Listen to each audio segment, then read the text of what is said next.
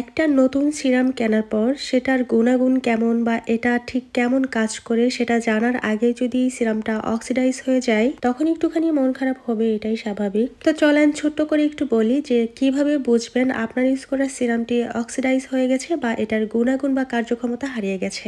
ভ্যানুস ব্র্যান্ডের magic lifting ইফেক্টো glow এটা ছিল একটি ভিটামিন সি সিরাম। বলা হয়েছে এই সিরামটি স্কিনকে ব্রাইট সাথে গ্লো করতে হেল্প করবে। এটা সত্যি যে এটা ইউজ করার পর স্কিনে একটু এক্সট্রা গ্লো ফিল হয়, তবে এটা দিয়ে কোনো স্পট দূর হয় কিনা বা স্কিনকে লাইট বা ব্রাইট করে কিনা সেটা বোঝার আগে এটা অক্সিডাইজ হওয়া শুরু করে দিয়েছে, যার জন্য এটা আমি স্টপ করে দিয়েছি ইউজ করা। প্রথম দিকে এই সিরামটা একদমই মিল্কি টাইপের ছিল, বাট 4 থেকে 5 দিনের মধ্যে এটার কালার একদম চেঞ্জ হয়ে আসে। বুঝতে পারছেন কিনা, ক্যামেরার থেকে সামনাসামনি এটা আরো বেশি অরেঞ্জি টাইপের আসে। দেখা যাবে ইউজ করতে করতে এটা আরো কয়েকদিন পর আরো বেশি অরেঞ্জি হয়ে যাবে। আপনার ইউজ করা ভিটামিন সির টেক্সচার মিল্কি হোক বা ওয়াটারি হোক, যখন দেখবেন এটার কালার চেঞ্জ হয়ে অরেঞ্জি বা বাদামি রঙের এসেছে, বুঝে নেবেন এটা হচ্ছে অক্সিডাইজ হয়ে গেছে। তার মানে এই সিরামটির কার্যক্ষমতা একদম হারিয়ে ফেলেছে। এটা ইউজ করলে কোনো কাজে দিবে না, উল্টা আরো স্কিনে অন্যান্য সমস্যা দেখা দিতে পারে। অনেক সময় মার্কেটে থাকা অবস্থায়ও ভিটামিন সি সিরাম অক্সিডাইজ হয়ে যায়, তাই কেনার পর যদি বাসায় আনার পর দেখেন সিরামের কালারটা চেঞ্জ, তাহলে দ্রুত সেটা চেঞ্জ করে নিয়ে আসবেন। এখন বলি ঠিক কি কি কারণে ভিটামিন সি সিরামটা খুব দ্রুত অক্সিডাইজ হয়ে যায়। ভিটামিন সি সিরাম মূলত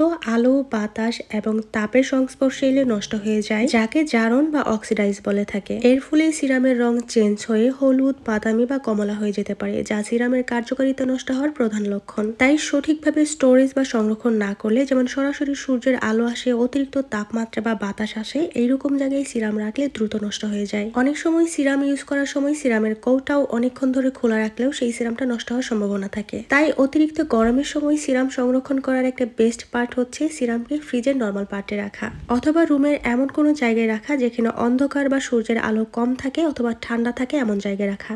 এই বিষয়ে যারা জানেন তো জানেন, আর যারা না জানেন আজকেই হচ্ছে আপনার সিরামটা চেক করে দেখেন আপনার সিরামের কালার এবং স্মেল ঠিক আছে কিনা।